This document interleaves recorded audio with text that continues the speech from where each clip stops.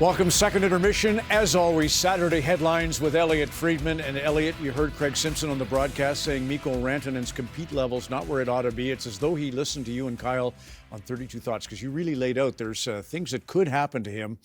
You talk about the money and what's involved for Carolina, but go ahead.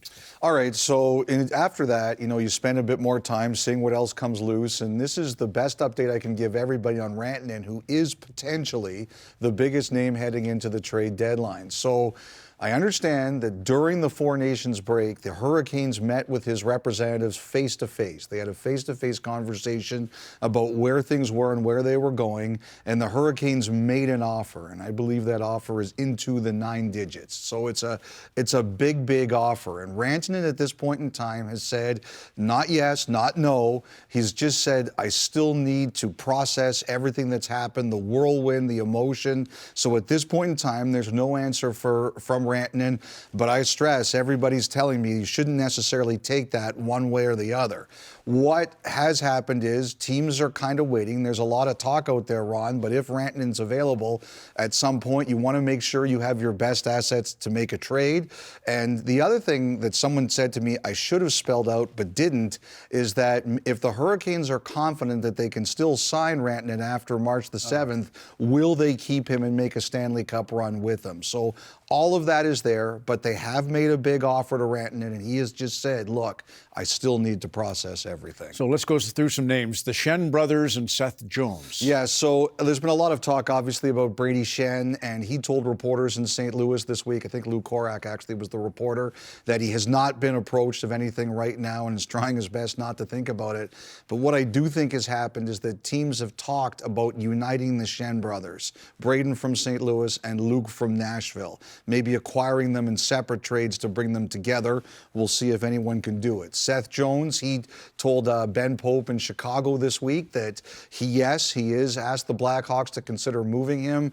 I don't believe he's given a list of teams, but I think he's made it clear if he does go, he wants it to be a contender. And the thing that makes that a little more difficult is not so many contenders have cap room. I think some teams that are a bit farther away could take the whole contract, but Jones has indicated he prefers it to be a contender. This is not trade deadline talk, I don't think. No. The Tkachuk brothers and Vladimir Nemesnikov's got a new deal. Yes, so with the Tkachuk brothers, if you're watching Ottawa tonight, you know that Brady's not playing. This is the play that everybody is kind of looking at. He also was battling that flu bug that's going around. He's not playing tonight, but the Senators don't appear concerned about it at all. The word is day to day, and he could play in their next game Wednesday. There is more concern about Matthew, and he was originally injured in the game last Saturday in Montreal.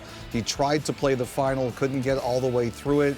I think they're going through the process right now, and everybody's saying, look, just let it play out and let's see what the doctors tell us, but there is more concern about Matthew. As for Vladimir Nemesnikov, as you mentioned, the Jets today have signed him to a 2-year extension at $3 million per, and his quotes were music to Jets fans, talking about how much he's loved it there and is very happy to stay. And a few final things. Four Nations followed, and then maybe point us to the draft news for the NHL. All right, well, Four Nations obviously was a huge success. More people talking about hockey in places we don't normally see it, and the players competed incredibly well. It's just a big, big success for everyone involved. I think when they do it again in a couple of years, we heard a lot about the rosters. Those will definitely expand from 23 to probably 25.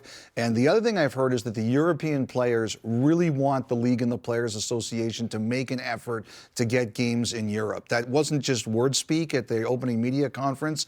The European players have really asked for that. So they're definitely going to try to do it. Now, one of the things people have kind of wondered about, Alex Killorn talked about how good John Cooper is a pregame speaker, but one of the things a couple of players said really stood out to them about Cooper's pregame speech was he talked about the little moments. Like, we always think about the big moments, but you have to handle the little moments. And he told them if you handle all the little moments, you're ready for the big ones. And it's a great line, and it obviously worked very well. And finally, the NHL did announce the draft today officially, June 27th and 28th.